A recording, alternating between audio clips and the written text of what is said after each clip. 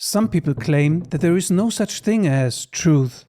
According to these skeptics, everybody is just stuck in their own personal perspective. Nobody can ever know anything for sure.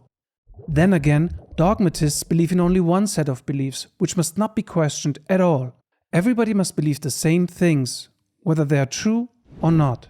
About 400 years ago, the French philosopher René Descartes was confronted with a similar situation.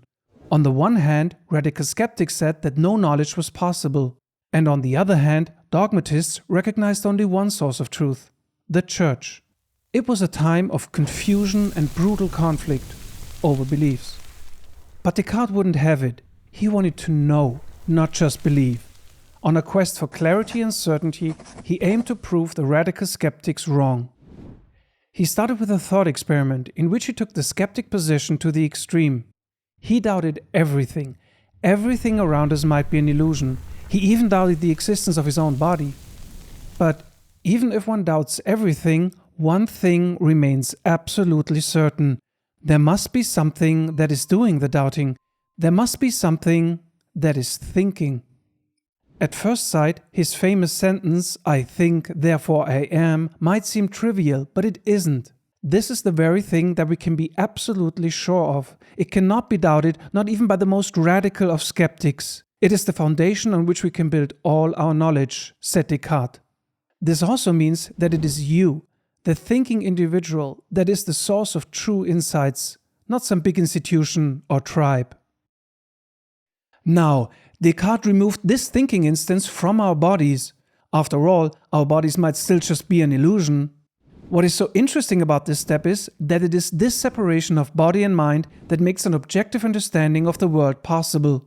For instance, we might disagree on whether a tree is big or small based on our personal physical experience, but we can agree on an objective statement that the tree is 2 meters high. We distance our thinking from our body to take a neutral, an objective position. This objective view from nowhere is essential for any kind of natural science. But so far, Descartes has not solved our main problem yet. Even if we can be sure of our own existence, everything else around us might still just be an illusion. Descartes' way out of this problem was God. He claimed that there must be a benevolent God who has placed us in the world and given us the ability to understand just what we need, but not everything. So, Descartes admits that our cognitive abilities are limited. We are part of the creation, and we can understand some parts of it, and yet we are prone to error. But we can minimize that error if we follow a rigorous method in our way of thinking. Descartes compared his own method with the rebuilding of a house. Sometimes one has to accept that a building is in such bad shape that it needs to be completely dismantled and rebuilt. In a similar fashion, Descartes suggests that we should not dwell in the ruins of old beliefs. We should take them apart and find reliable building blocks of simple truths that we can be absolutely sure of. Then we can carefully build our conclusions on this solid foundation.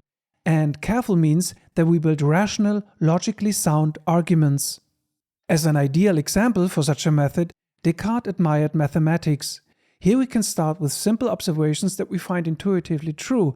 For instance, that if we have 3 apples and add 2 more apples, we get 5 apples.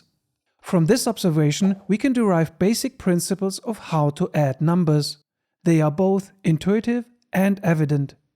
Then we can carefully build on these simple principles and conclude that the addition of larger numbers must also be true. We know that they are true even though we don't, or in extreme cases even can't, verify them by observation. One consequence of Descartes' mathematical ideas is the coordinate system later named after him. This is also the basis for the very screen you are looking at right now. The position of every pixel on your screen can be represented with 2 numbers. We can add a 3rd dimension and thus represent every object in space with numbers. This makes it easier to create mathematical models of the world. Mathematics becomes a reliable connection between us and the world. Today, we are used to math as an elementary tool of the natural sciences, but it was people like René Descartes who laid this foundation. Descartes' method of individual, rational thinking shows us a way out of skepticism and dogmatic belief. It prevents much unnecessary conflict and confusion. It is foundational ideas of the Enlightenment like Descartes that make it possible for us to communicate and interact constructively and improve our understanding of the world. Descartes' words are as relevant today as they were 400 years ago.